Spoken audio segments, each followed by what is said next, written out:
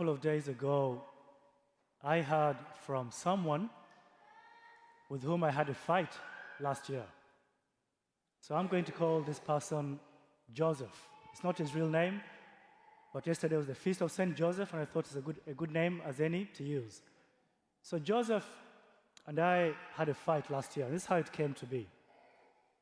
I met Joseph for the first time 6 years ago when I was getting ordained. And Joseph wanted to become a Jesuit. And so he came to me and said to me, Father Paul, I want to be a Jesuit, and would you give me some advice? And I said, okay, that's fantastic. Here's my email address. Let's keep in touch. Because I was going to leave the country. And so Joseph and I kept in touch. Unfortunately, he was not accepted by the Jesuits, and he began to look for another religious congregation to join. And he happened to get in touch with someone who told him he could connect him with a congregation here in the US.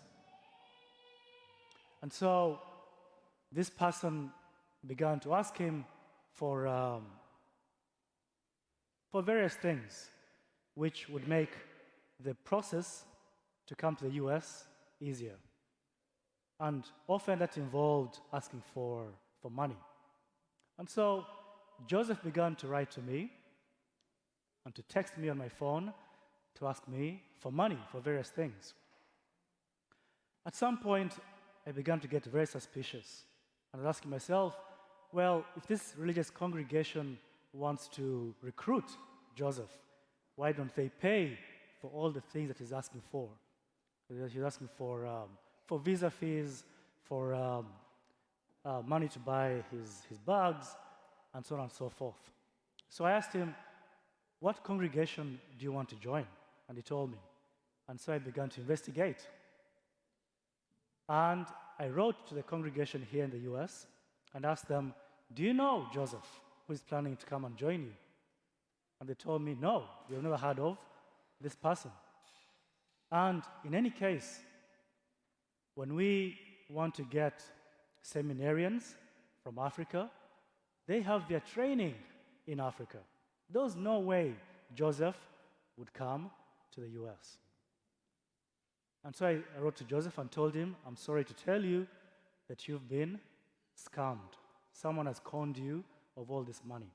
They had no intention of getting you to join this congregation in the US. So Joseph was grateful to me for having helped him discover this scam. And he wanted me to help him to do something different with his life. And so he came up with this idea. He said, I'd like to start a business. And would you help me? And I said, I'll try. How much do you need? And so he told me, and I said to him, but you know, Joseph, the amount of money that you need is even more than my allowance. I'd have to save for several months to be able to give you your capital for your business. At this point, Joseph became upset. And he began to make demands and say, well, you know, you ought to give me this money, you know that I need it, and so on and so forth. Now, I also got upset, and I said to myself, how does this person begin to make demands of me when I was helping him? And so I was tempted to cancel Joseph, to just block him, not to talk to him again. I think in the common parlance today, we would say I was going to ghost him. I would simply not be in touch with him. But I say to myself, for Joseph, I, Father Paul, I'm like the representation of the church. I represent the church to someone like Joseph. Maybe I represent Christ to someone like Joseph. And so, if I ghost him, if I cancel him, it will be as though the church, like Christ, is ghosting him. So I said, I've got to be kind to him. I've got to find a way to communicate to him. And so I wrote back to him and said, well, look, Joseph, I can't really afford to help you. Partly because I just don't have the money, but also because I help so many other people who come to me with requests all the time, some more urgent than yours. So there's the student who is trying to get through college, needs to pay the last installment of their fees, I'll help them. There's the single mother who needs to take care of her children, I'll help her. There's a friend who needs to pay his hospital bills, I'll help them. And for me to also pay for your capital to start your business is just too much. I can't do it. I'm really sorry. And so Joseph was not very happy, but he left things at that. So a year later, so just a few days ago, Joseph writes to me and says to me, Father Paul, I hope you're not upset with me, but I really need your help. I'm unemployed. I haven't had any income for so many months. Will you help me and send me some money? Now, something in me said, well, here we go again. We're going to begin another cycle of what I would consider disturbances for me. From this guy who hasn't been able to make something of his life. And so what am I to do? So I was reading the gospel today and this parable of the fig tree. The master wants to cut it down because it bears no fruit. He wants to throw it away because it's taking up space, it's using up the soil. But then the servant says, well, give it one more year. Give it a second chance. We'll cultivate it, we'll put some manure around it, and who knows, it's going to bear some fruit. And so this is how I feel about Joseph. Maybe I should give him a second chance. And I imagine many of you would know a Joseph in your life. Someone who has not really been able to make something of their lives, either because of a problem with addiction or mental health issues, but they just can't seem to get their life together.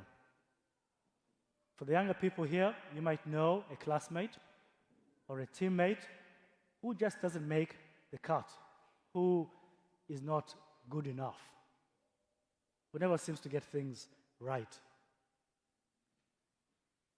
And what are we to do? Are we to reject them? Are we to condemn them to their state? Or can we do something else? So during this time of Lent, the church invites us to a time of prayer, of fasting, of almsgiving. Many of us give up something that we like during Lent. And all these things can help us to become closer to God. They can help us to become, in a sense, holier people, to grow in self-control. So what I'd like to challenge us to do is to go a bit further and to seek out those who need a second chance. Those who need a second chance. And for the young people here, that might mean maybe going to your classmate or your teammate who is not good enough, who is kind of not thought of very highly by anyone else, who is avoided, who is ignored, and say hi to them. Say hello to them, reach out to them, try to make friends with them. That actually I think is very difficult to do, to make friends with someone who everyone else avoids. But something we can try.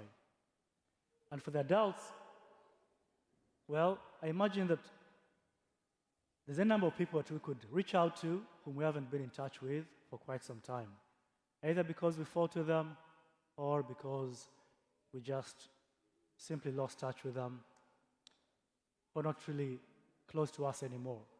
And now might be the time, during this time of Lent, to reach out to them, to give them a second chance, to be kind to them once more. And even though the wounds are not healed, even though there's no real reconciliation, we can make the move to be friendly, to be welcoming to them. When we come before God, we always hope for a second chance.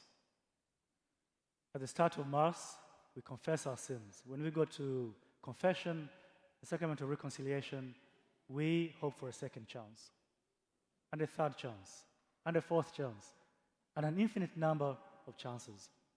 And the least we can do is to share the same generosity that God gives to us with those who need a second chance. Hello, OLPH. My name is Mary Lynn Januszewski, and I'm the Director of Finance and Operations at Our Lady of Perpetual Help Parish in Glenview, Illinois. And this message comes to you with heartfelt gratitude and thanks for your ongoing generosity and support of OLPH Parish. This overwhelming generosity allows us to continue to serve and to minister to the parish community in so many different ways. So thank you, OLPH, for all you do. You are much appreciated.